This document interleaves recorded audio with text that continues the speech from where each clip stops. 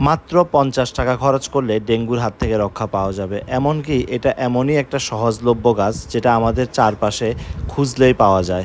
দর্শক, এখন বর্ষাকাল, আর এই সময় ঢাকাবাসীর আতঙ্কের একটাই নাম, ডেঙ্গু জ্বর। আমার আজকের এই ভিডিওতে আপনাদের সাথে শেয়ার করব কিভাবে গাছ দিয়ে ডেঙ্গু প্রতিরোধ করবেন। এবারের বৃক্ষ মেলায় ব্র্যাক নার্সারি এমনই একটি গাছ নিয়ে এসেছে যে গাছ বাসায় থাকলে মশার উপদ্রব কমে যাবে, আর মশার উপদ্রব না থাকলে ডেঙ্গুর হাত থেকে আমরা রক্ষা পাবো। শুনলাম এটা নাকি ডেঙ্গু প্রতিরোধ করে, এটা আসলে কিভাবে কাজটা করে? বলতে ডেঙ্গু প্রতিরোধ, মশা না থাকলে তো আপনার ডেঙ্গু হবে না। কারেক্ট। এটা মশা তাড়াতে সাহায্য করে, এর আশেপাশে মশা থাকবে না। যে জায়গায় রাখবেন ওর আশেপাশে মশা, ওগুলা মানে মসকিটো রিপ্লাইন্ট প্লান্ট বলে ওটাকে। ভিউয়ার্স, আমরা আছি এখন জাতীয় বৃক্ষরোপণ অভিযান ও বৃক্ষ মেলা 2024। আমরা আছি এখন ব্র্যাক নার্সারির সামনে। এই নার্সারিতে নাকি ডেঙ্গু প্রতিরোধক গাছ পাওয়া যায়। তো আসলে এটা কোন গাছ এবং এই গাছটা কিভাবে রোপণ করতে হবে, এই গাছ কিভাবে ডেঙ্গু প্রতিরোধ করে, আজকে এই সম্পর্কে এই নার্সারি থেকে জানবো আমরা। ব্র্যাক নার্সারির স্টল নাম্বার হচ্ছে 59/60। ব্র্যাক নার্সারির ভিতরে প্রবেশ করছি। এটা হচ্ছে ব্র্যাক নার্সারির এন্ট্রেন্স। তো এই নার্সারিতে কি কি ধরনের গাছ আছে সবগুলো একটু ঘুরে দেখি আজকে। এই পাশে বেশ কিছু আমের গাছ আছে বিভিন্ন ভ্যারাইটির। এই আমটার নাম হচ্ছে আম 3 টেস্ট। তারপর আমাদের দেশীয় গোপালভোগ, কাটিমন, বিভিন্ন প্রজাতির গাছ আছে নার্সারির। এখানে প্রত্যেকটা আম গাছেই বিভিন্ন সাইজের আম ধরে আছে। এগুলা বিভিন্ন দেশি বিদেশি বিভিন্ন জাতের আম।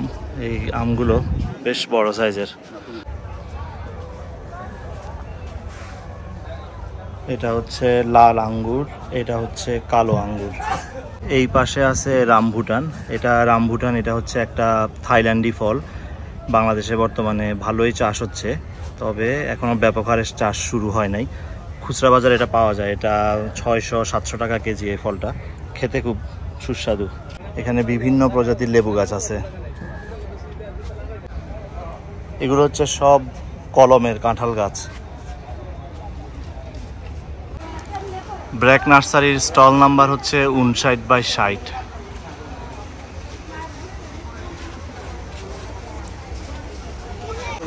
ব্র্যাক নার্সারিতে গ্রিন হাউসে কিভাবে গাছ লাগাইতে হয় এ ব্যাপারে আমরা একটু ভাইয়ের কাছ থেকে জানবো।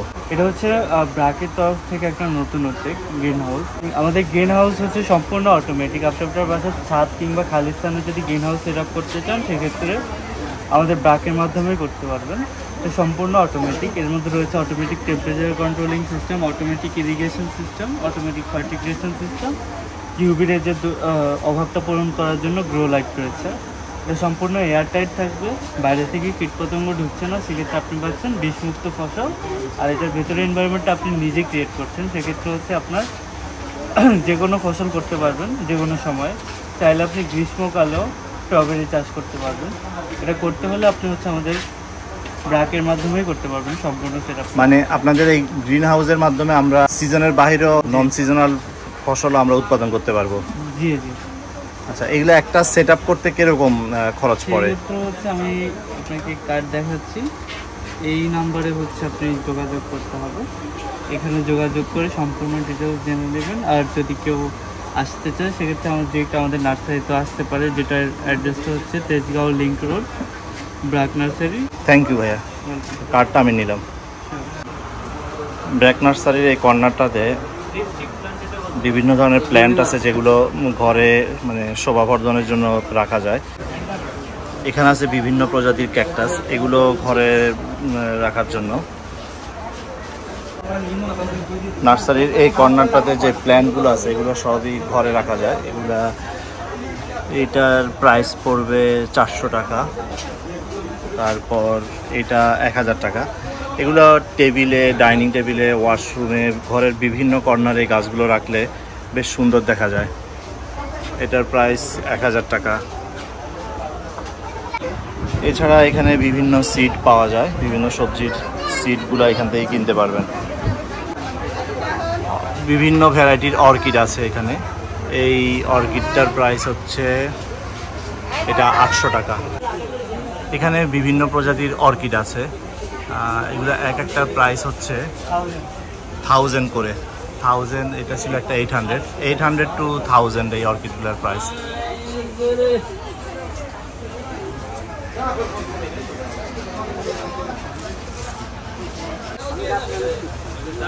বাবুই পাখির বাসায় যারা বাসায় বিশেষ করে অর্কিড প্ল্যান্ট লাগাতে চান তারা এখান থেকে বাবুই পাখির বাসা নিতে পারবেন। এগুলা একটা 250 টাকা করে।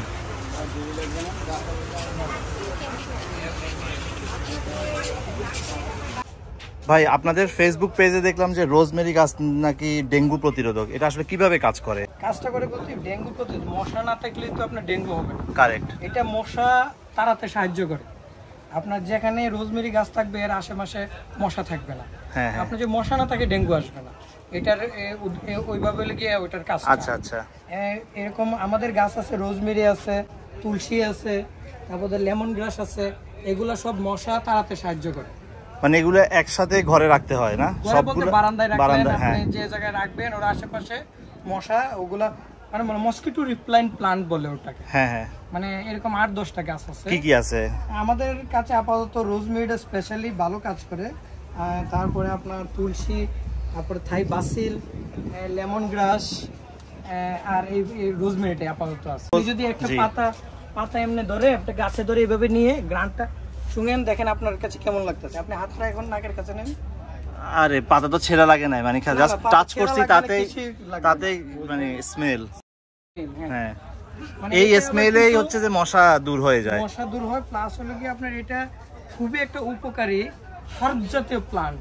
যেটা হলো কি আপনি সালাদ কিংবা কোনো মশলা হিসেবেও রোজমেরিটা কাজ করে। এই লাগে মূলত এটা। এই প্লান্টটা কত করে বিক্রি করতেছেন এখন? এইগুলা ছোট বড় সাইজ আছে। আমাদের বড় পটের গুলা 700 টাকা আর ছোট পটের গুলো 500 টাকা। আর যেগুলো থাইল্যান্ডে আনলে আমাদের বিক্রি করতে হইতো 1200-1500 এরকম। আপনাদের ফেসবুক পেজ দেখলাম এটা রোজমেরি কিনলে সাথে একটা তুলসী ফ্রি। হ্যাঁ, তুলসী ফ্রি। আচ্ছা, তাহলে আমাকে একটা রোজমেরি দিয়েন। তো ভাই, আমার জন্য কোন গাছটা আপনি সাজেস্ট করেন? একটা ভালো দেখেন। আমি আপনাকে বলি, এই যে একটা গাছ আছে আর এই একটা গাছ আছে, জি, নিয়ে আপনি একটু বড় টবে দিলে, হ্যাঁ হ্যাঁ, মানে কিন্তু এই গাছটা আপনি রাখবেন। এখন কি আমি এই টবে কি রাখতে পারবো? এই টবে 6 মাস রাখতে পারবেন ইজি ভাবে। হ্যাঁ, 6 মাস পরে আপনাকে অবশ্যই একটু বড় টবে দিতে হবে। আচ্ছা, তো এটা পরিচর্যা কিভাবে করতে হয়? পরিচর্যা হলো গিয়ে যেখানে রাখবেন বেশি পানি পড়বে না, হ্যাঁ, কিন্তু রোদ লাগবে। কারণ বৃষ্টির পানি সরাসরি না লাগে, একটা সানসেটের নিচে কিন্তু রোদ আসে। যেমন এই জায়গাটা দেখেন আমাদের রোদ আসতেছে, বাট এটার কারণে বৃষ্টির পানিটা পড়তেছে না। ও আচ্ছা, এরকম জায়গা বৃষ্টি মানে এটা বেশি পানি হলে নষ্ট হয়ে যাওয়ার সম্ভাবনা থাকে কি, এছাড়া আর কোনো কিছু না। বেশি যত্ন না, অন্য গাছের মতো যত্ন। সবসময় এটা চারা হয় না, এটা করতে হয় শীতের শেষে। আমার যে বারান্দাটা আছে ওখান থেকে একটু রোদ আসে, কিন্তু আবার বৃষ্টির পানিও সরাসরি না, সরাসরি রোদ মানে রোদ বৃষ্টি দুইটাই ব্যালেন্স করতে হবে। তখন একটু সরাইয়া কিংবা একটা পলিথিন দিয়ে আপনি একটু আটকায় দিলেন বৃষ্টিটা, এটাই লাগে। মানে পানি, বৃষ্টির পানি বেশি পড়লে গিয়ে নষ্ট হয়, হ্যাঁ, কম পানি পড়লে কিচ্ছুই হয় না। মাটিটা বেশি স্বেচ্ছাতে থাকলে তখন গাছ চেরি। এটা চেরি ফল না? চেরি তো ওখানেও দেখি। চেরির মধ্যে সবচেয়ে ভালো কোনটা? চেরি আছে, অস্ট্রেলিয়ান আছে। আমাদের কি হয় বাংলাদেশে? Manila cherry. চেরি অস্ট্রেলিয়ানটাই ভালো সবচেয়ে। এটা কি দাদা? এটা চেরি, সবই চেরি। একটু মানে যে গাছের প্রপার যত্নের যে বিষয়টা ওইটা ইয়ে করে লাগাইতে পারলে আমাদের এখানেও হয় অনেক কিছুই। কিন্তু আমরা তো আসলে আমাদের বৃক্ষরোপণটা তো হচ্ছে শুধু মাটিতে লাগাই দেওয়া, এই কারণে হচ্ছে যে আমরা সব গাছের ফল ওইভাবে পাই না। কিছু কিছু গাছের প্রকৃতি আলাদা আছে। কারেক্ট। যেমন আপনি এই যে রোজমেরির কথা বললেন, হ্যাঁ, যদি আপনি ছায়া জায়গা নিয়ে রাখতেন গাছটা মরে যেত। মানে কি গাছ দিতে, গাছটা তো মরে গেছে। আমি মানে আপনার থাইল্যান্ড থেকে একটা গাছ আমাদের কিনা পড়ছিল 1200 টাকা করে।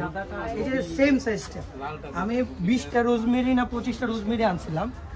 মানে এই যে মেলা শেষ হয়েছে, আমি যে 10-15টা রয়ে গেছিল, এটা কি করছি, এই কোন রকম বাইরে রেখে দিছি। এই যে কয়টা বৃষ্টি পাইছে আগস্ট মাসে, সব মরে গেছে। আর আমি গত 3 বছর ধরে করতেছি এরকম পলিশেডের মধ্যে রাখছি, রোদ পড়তেছে, আমার একটা গাছও মরে না এই পর্যন্ত, একটা গাছও মরে না, সবগুলো বিক্রি। সেক্ষেত্রে হচ্ছে আমাদের বাসার ব্যালকনিটা আদর্শ প্লেস, সেখানে দক্ষিণ পাশের বারান্দা অথবা পূর্ব পাশের বারান্দা। সামনের ব্লগ দেখার আমন্ত্রণ জানিয়ে আমার আজকের ব্লগটা এখানে শেষ করলাম। আর সামনের ব্লগে আপনাদের জন্য একটা দারুণ সুখবর থাকছে। আমার চ্যানেলের মাধ্যমে যারা বৃক্ষ মেলায় আসবেন তারা বেশ কিছু নার্সারি থেকে ডিসকাউন্টও পাবেন।